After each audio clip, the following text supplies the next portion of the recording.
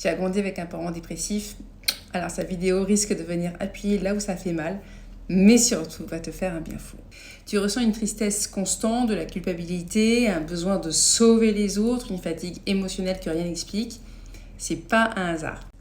Salut, je suis Mélanie, thérapeute énergétique, holistique, quantique et j'accompagne des personnes à se libérer de leur blocage émotionnel, voire de leur dépression pour ne pas les léguer à leurs enfants.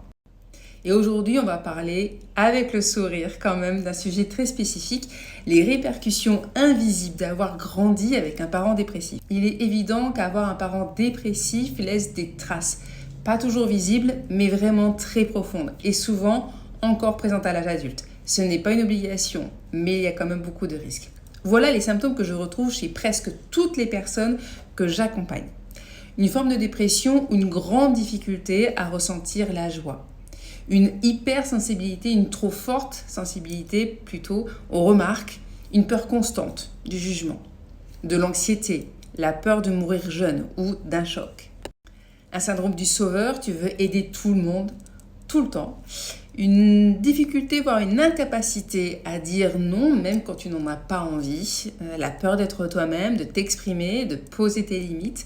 Le sentiment d'être responsable du bonheur des autres.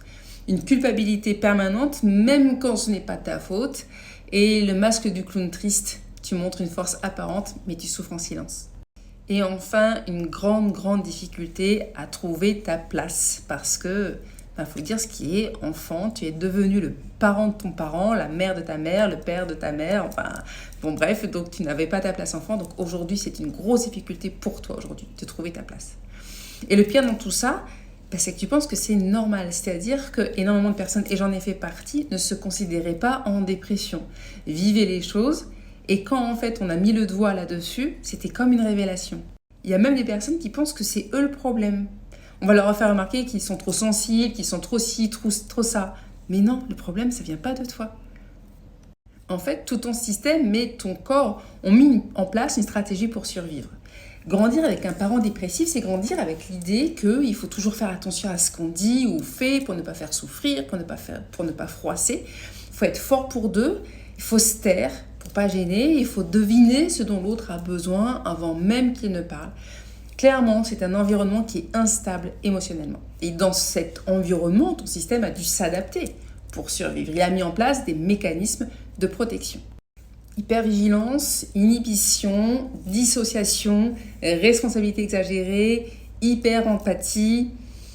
Mais ces stratégies de survie, en fait, tu les portes encore aujourd'hui sans même t'en rendre compte, parce que c'est devenu normal, c'est ton quotidien, ordinaire. Et même si ton parent ne vit plus avec toi ou si tu n'es plus sous son toit, eh bien ces mécanismes sont toujours présents. Ton corps, ton système nerveux, ton énergie sont encore coincés dans cet ancien rôle. À partir de là, il est possible que certaines thérapies classiques ne suffisent pas toujours. Parler, se faire accompagner par différentes manières, par différents thérapeutes, c'est extrêmement important, c'est sûr, mais il faut savoir que tu ne pourras parler que ce dont ton mental se souvient. Et peut-être que là, des choses dont je t'ai parlé, tu t'en étais même pas rendu compte. Parce que c'est inscrit en fait dans la mémoire cellulaire du corps, c'est inscrit dans ton énergie, dans l'invisible. Tu as des blocages où il n'y a même pas de mots. Et c'est ça qu'il va falloir aller chercher. Parce qu'en fait, la dépression, oui, c'est un problème mental, mais pas que. C'est une mémoire dans le corps, dans les cellules, dans tout ton système énergétique. Tu vas essayer de comprendre, ok, c'est bien, mais tu peux te sentir toujours aussi mal. C'est pour ça qu'il faut aller plus loin que le mental. En médecine chinoise énergétique biodynamique, moi je vois très souvent les reins qui sont épuisés par l'anxiété, le cœur qui est vide de joie, la rate qui est saturée d'angoisse, les poumons surtout qui sont pleins de tristesse et une énergie à plat. Et ça, aucune psychothérapie ne peut le sentir sous ses doigts, sous ses mains comme je le fais.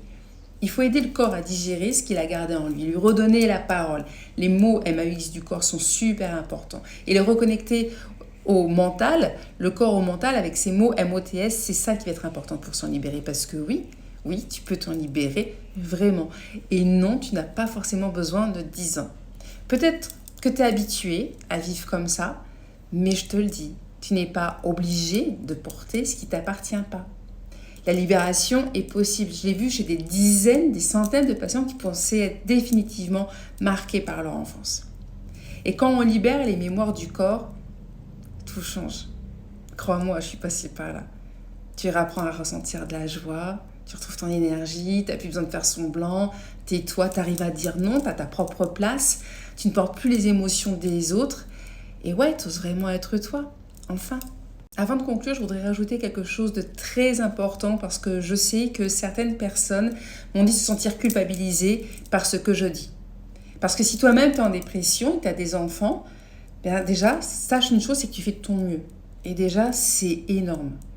Mais en fait, tu n'as pas à te sentir culpabilisé parce que autant il semble évident qu'on peut hériter de certains traumatismes par ses parents, ok, mais quand je dis, ben, du coup, toi-même, tu peux le transmettre, là, les personnes peuvent être choquées. Ça serait utopique de penser que ben, seule la bonne humeur est contagieuse, que la souffrance qu'on porte, parce que oui, c'est toi qui souffres, mais ça serait vraiment utopique de penser que la souffrance que tu portes n'a aucun impact sur l'entourage, parce que cette souffrance, elle déborde sur les autres, parce que ton entourage voit comment tu vis, voit comment tu es, voit ce que tu ressens. Moi, c'est ce qui m'a sauvée, moi, un jour, c'est de me réveiller et de me dire, je ne veux pas que ma fille, elle grandisse en voyant sa mère comme ça. Parce que moi, j'ai vécu des choses, je ne veux pas qu'elle les vive, je ne veux pas qu'elle les voie. Et ça m'a donné la force. Alors j'ai cherché, j'ai testé différentes choses jusqu'à trouver vraiment les thérapies qui m'ont sauvée, auxquelles je me suis formée.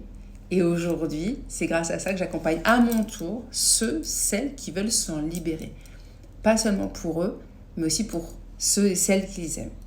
Alors, si tu as grandi avec un parent dépressif et que tu ne veux pas rester enfermé comme ça dans ces blessures, dans ce poids que tu portes qui n'est pas le tien, eh bien, il est temps de te choisir toi. Il est temps de libérer ce qui t'épuise. Il est temps de retrouver ta place. Il est temps de retrouver ta joie. Il est important de retrouver ton cœur et ton énergie. Et si tu veux commencer ce chemin, je vais t'inviter à regarder mes autres vidéos ou tu peux également me contacter en message privé sur Insta en disant le mot « ose ». Et je te mets le lien sur Insta juste en dessous. Et je te montrerai comment on peut s'en sortir, pour de vrai. J'espère que ça t'a plu. Pense à t'abonner, liker, partager si cette vidéo a résonné en toi. Je te fais des gros bisous.